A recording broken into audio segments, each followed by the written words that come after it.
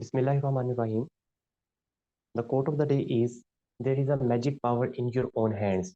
Take your vital decisions, they may be grave and momentous and far-reaching in their consequences. Thanks 100 times before you take any decision, but once a decision is taken, stand by it as one man. This is the quote by Muhtama Fatma Jinnah. Today, our topic of discussion is about the General Club, and I am giving this presentation under the kind supervision of Professor Dr. Saira Afzal. The title of today's presentation is Evaluating the Effectiveness of Stepwise Swallowing Training on Dysphagia in Patients with Alzheimer's Disease, Study Protocol for Randomized Control Trial. We will do a critical appraisal on this by using a CONSORT checklist. So first of all is the title and abstract. In the title and abstract, we will discuss about the identification as a randomized trial in the title and the structure summary of the trial design. So the abstract. In the background, the high prevalence of dysphagia among Alzheimer's disease patients has become a public health and economic concern. Therefore, effective and accessible dysphagia treatments are needed.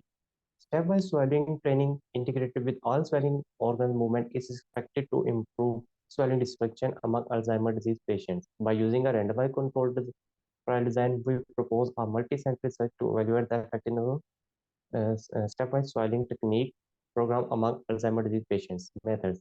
A multi-center exploratory randomized control trial with a 4-week follow-up period will be conducted in 3 major public psychiatric hospitals in China. Participants in the control group will be assigned to routine dysphagia care, while participants in the intervention group will undergo the same nursing care and additionally receive uh, stepwise swallowing training program.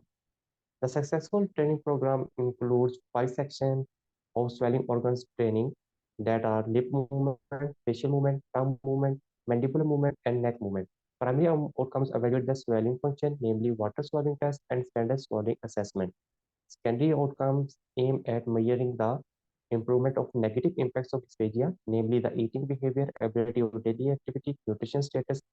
Data will be collected at baselines at 2 weeks, 4 weeks, and after the intervention, that is after the 4 weeks. In the discussion, this study will offer trial-based evidence of effectiveness of stepwise swallowing technique in relieving dysphagia among Alzheimer's disease patients. Successful stepwise swallowing technique program is expected to improve both the swallowing function and reduce the negative impacts of dysphagia, with an exploration of acceptability in the stepwise swallowing technique program.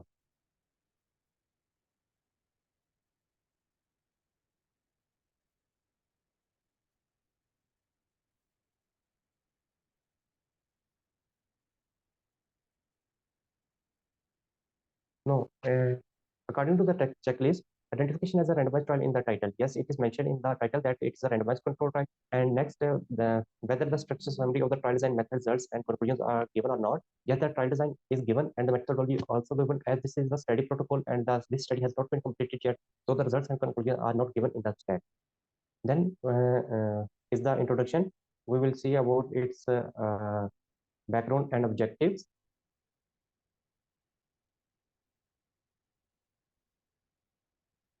In the background, Alzheimer's disease has become one of the largest global economic burdens. In 2015, the cost of Alzheimer's disease in China has reached 1.47% of the gross domestic project, while the worldwide cost accounted for 1.09% of the global GDP, indicated a higher socioeconomic cost of the Alzheimer's disease patients in China. Caring for Alzheimer's disease patients is highly challenging for their caregivers and family members. Clinically, the swelling dysfunction leads to malnutrition, dehydration, weight loss, fear of eating, and other complications. Consequently, it might extend hospital stay and even cause severe injury or death in extreme cases. Significant attention is needed to address the high prevalence of dysphagia in Alzheimer's disease patients. Studies have reported that Alzheimer's disease patients with dysphagia at admission are at a greater risk of malnutrition than those without dysphagia, which is associated with the respiratory infection and increased mortality. Swelling dysfunction was an important cause of pneumonia and lower respiratory tract infection in 170 elderly people in nursing homes. Thus, optimal solutions are urgently needed to improve patient swelling function and living ability. Dysphagia treatment includes three approaches: compensatory strategies, swelling rehabilitation, and other approaches. However, there is no recommended treatment protocol, and for implementation, a specific equipment is required.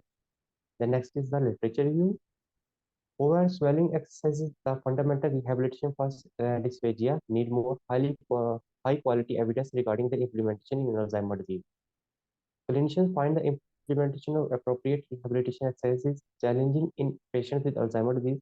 In China, clinicians apply swelling exercises such as lip lordosis and adduction, mandibular opening and closing, cheek blowing, and tongue extension, generally combined with routine care and other treatments. These exercises can be effective in increasing the flexibility and coordination of swelling organs and improving the relevant muscle strength. Nonetheless, whether swelling exercises are effective in dementia is controversial. Therefore, simple and feasible swelling rehabilitation training should be developed for patients with impaired cognition and attention deficit. Based on the current swelling rehabilitation literature, a multi-center randomized controlled trial will be conducted in three mainland hospitals to investigate the effect of stepwise swelling training on the functional and daily living ability of the Alzheimer's disease patient. The next is the objective. Based on the literature and clinical evidence, a program has been developed to improve Alzheimer's disease patients' swallowing function and muscle training from top to bottom on lips, tongue, face, and neck. The study aims to evaluate the effectiveness of the stepwise swallowing training in swallowing function among Alzheimer's disease patients with dysphagia. Now we have to comment about the scientific background and explanation of the rationale. Yes, in the introduction, the scientific background is very well explained and the rationale is also very well explained, but the introduction part is very long and it is not well organized. And in the next step, opposite, yes, the objectives are clearly given in the introduction part. Then the next is the methodology part.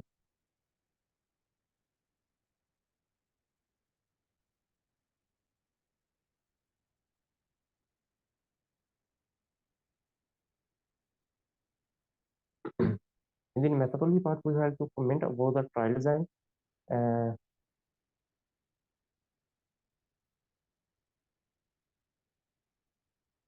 this training program is a multi-center, exploratory, single-blinded, parallel, randomized controlled trial with a 4-week follow period.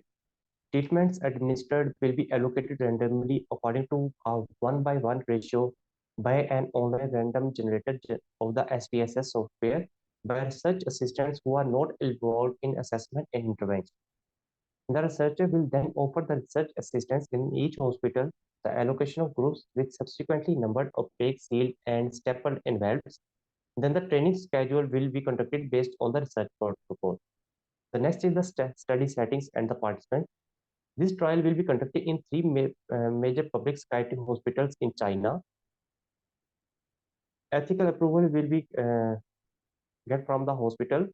Then is the inclusion and exclusion criteria, that's the eligibility criteria. The sample size is 100 participants that are male and female above the age of 60 years who are Alzheimer's disease patients.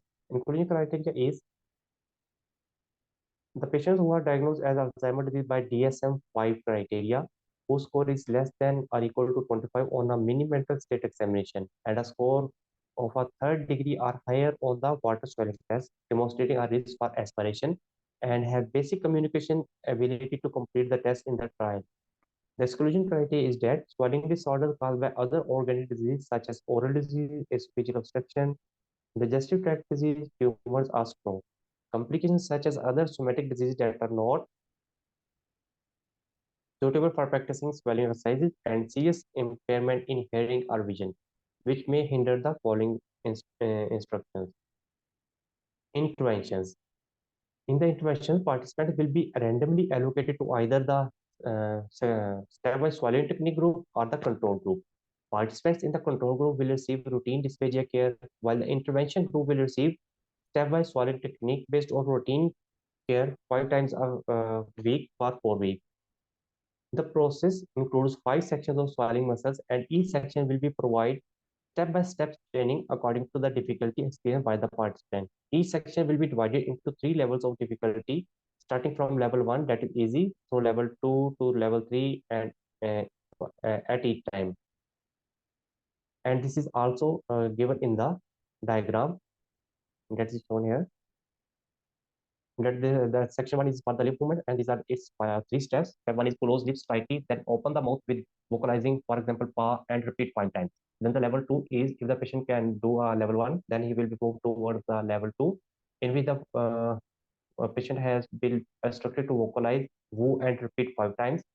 And then the level three is vocalize ye and woo successfully and repeat 5 times. Then this is these are there are also the three levels for the cheek movements, and three levels for the tongue movements, and three levels for the mandible movement, and three levels for the neck movement. Moreover, training videos and anime pamphlets will be given to family members and caregivers when participants are discharged from the hospital, and they will be contacted by telephone or WeChat to ensure the training process and measurements.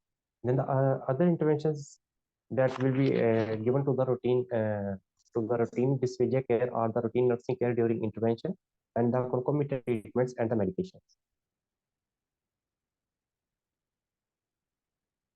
Know the outcomes. Study outcomes will be evaluated by the trained research assistants who are not aware of the group allocation. The 2 points of measurements will be at baseline, that's the day one of the intervention, and then after that 2 weeks of intervention, and then after the completion of the training program, that is after the 4 weeks.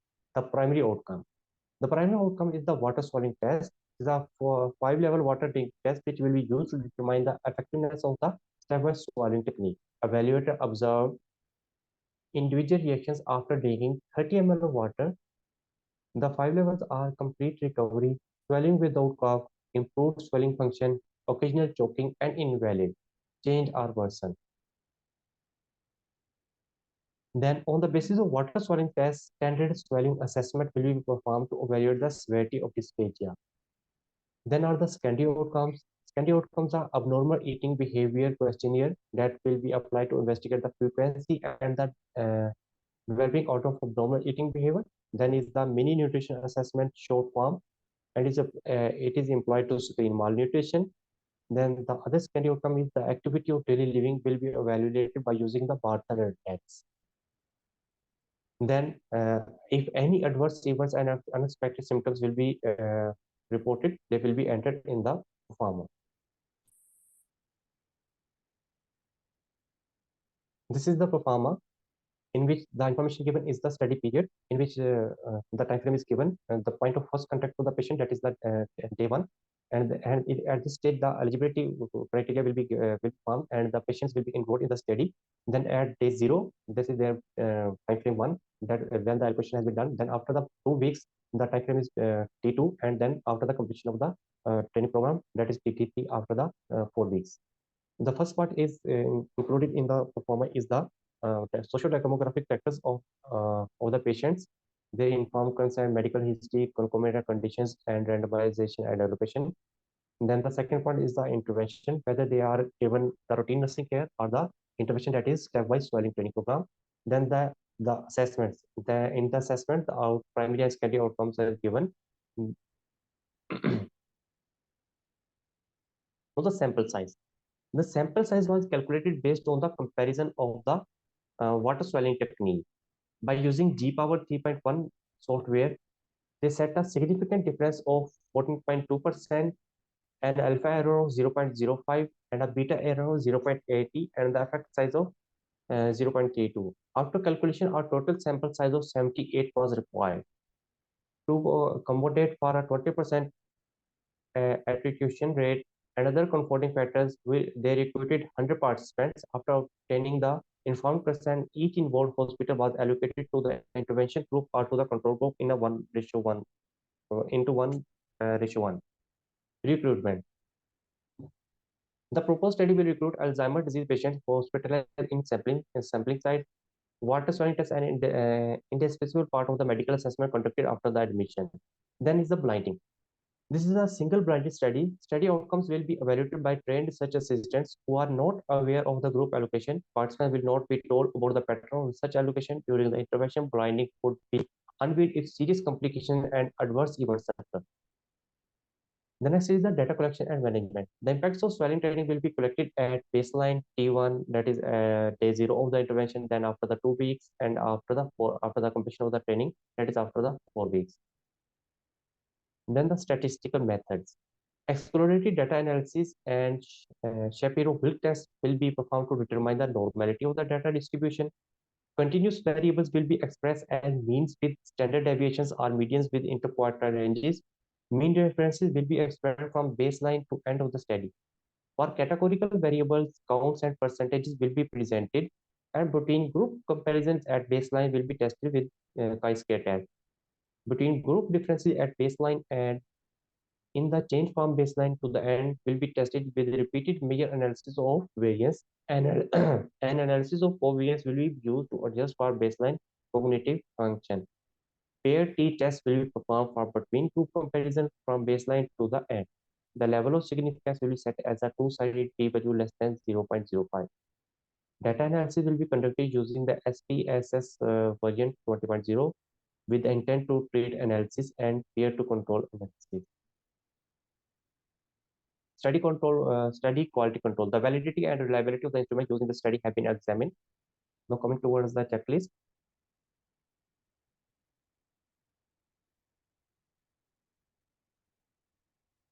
First, we have to comment about the trial design, whether the description of the trial design such as parallel or factorial, including allocation ratio. Yes, the study has given that it is a parallel study, and the group allocation is also given, that is 1:1.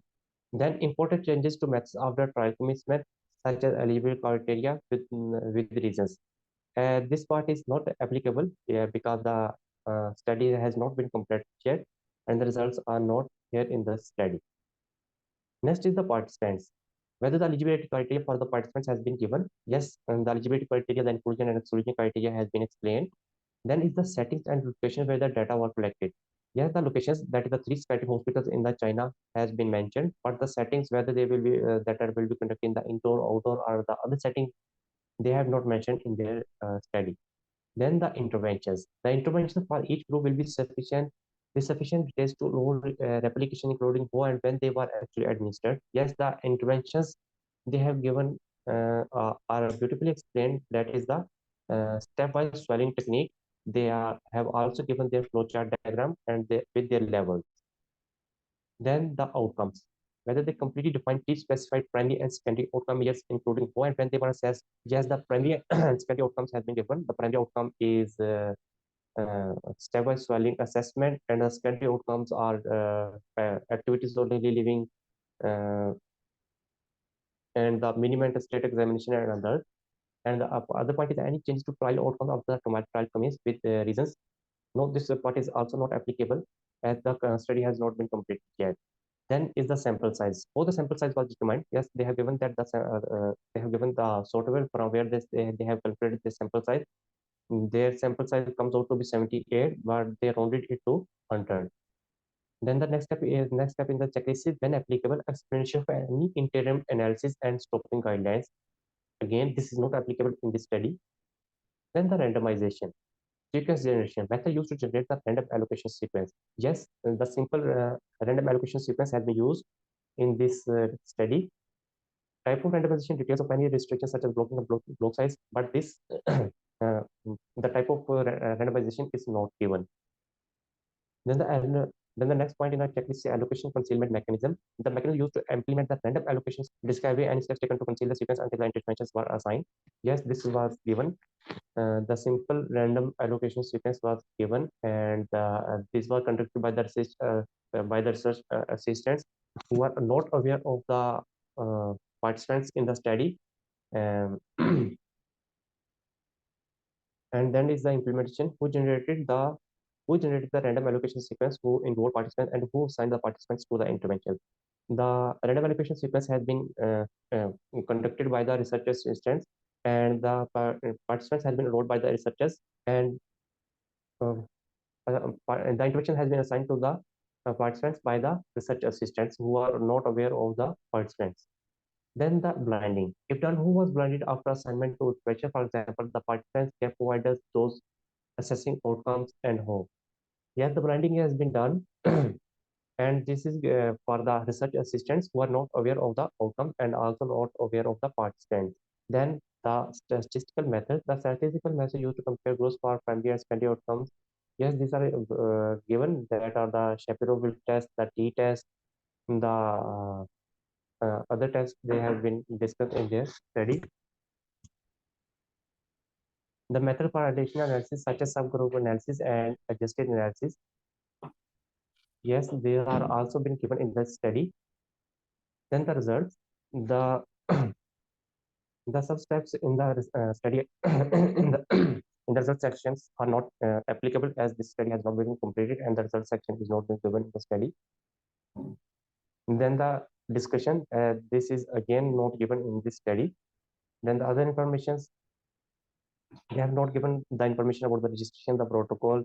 So the protocol has been given, has also been not given, and but they have mentioned about their funding.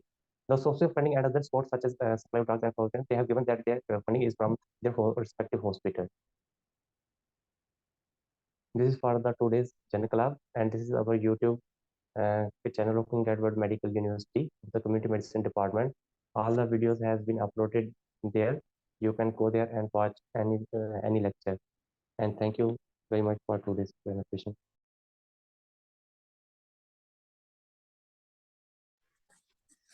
Thank you so much, Dr. Wes. It was a good presentation.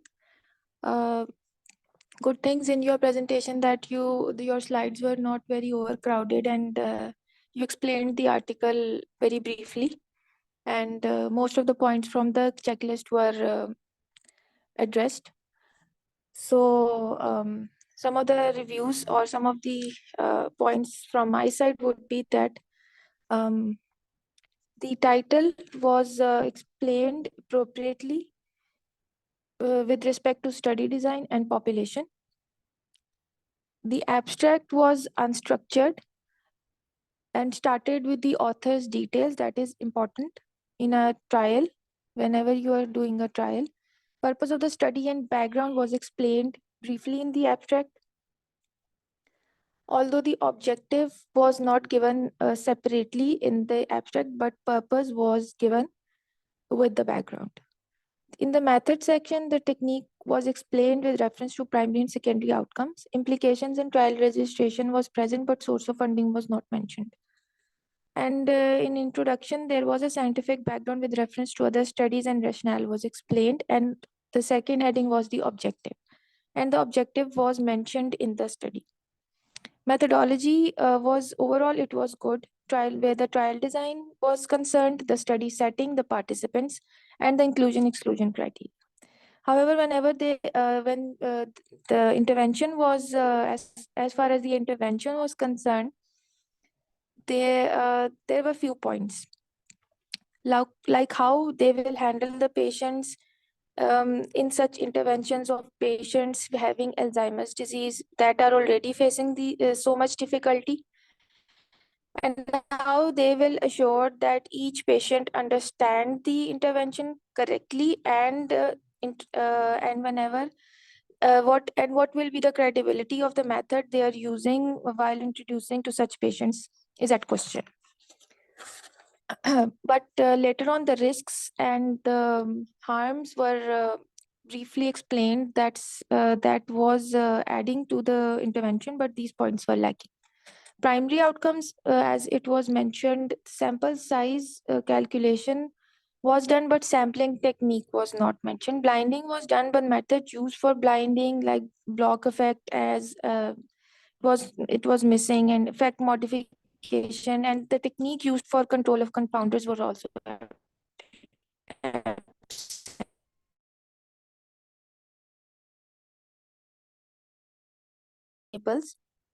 since hypothesis was not mentioned previously, so such statistical tests used for the association and the results obtained could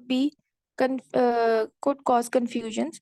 But when they mentioned the use of two-sided p-value, that somehow justifies the point of not mentioning the hypothesis, because whenever your hypothesis, alternate hypothesis is not clear, like this intervention will have a positive response or will have a negative response, then you use the two-sided p-value, meaning that your one of the hypothesis, alternate hypothesis, is not clear, and it can go and another way, or positive or towards the negative.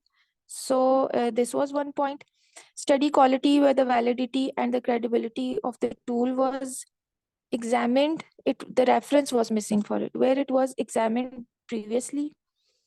And in doing so, how much the results will be credible or generalizable when using such tools. The reference was missing. In discussion, the side effects and risks were mentioned with the confidentiality of how was it maintained, post care and dissemination, or the interpretation of the results. Later on, the funding source and the conflict of interest was mentioned. Overall, this was a good RCT, but few confusions regarding the intervention, how they would handle it, and if they are able to do it, then how much their results would be. This protocol study would be credible, and these was the points from my side. So any other review or any other you can add? अस्सलाम वालेकुम। मेरे पास ना एक दो points add करने के लिए हैं कि अमाउंट ऑफ द एक्टिविटी जो है ना इस मेंशन नहीं की, जैसे सितंबर तक है वो से मैंने किया। तो जब आप रैंडमाइज कंट्रोल हैं तो उसमें ना 3 किस्म की जो आप वो होता है तो पीरियड में देखते स्टैंडर्ड जो ट्रीटमेंट स्टैंडर्ड में हम कहते हैं मच वर्स और देन स्टैंडर्ड ट्रीटमेंट इक्विवेलेंट में हम देखते हैं कि the new treatment standard treatments are equivalent और नॉट। तो these are 3 or 5 hypotheses generation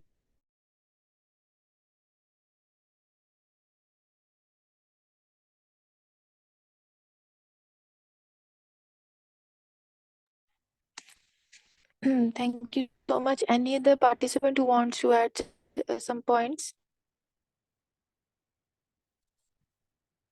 Okay, thank you, Dr. West. It was a very nice and share it with madam, and she postgraduate, so that your upcoming articles for the review. Thank you.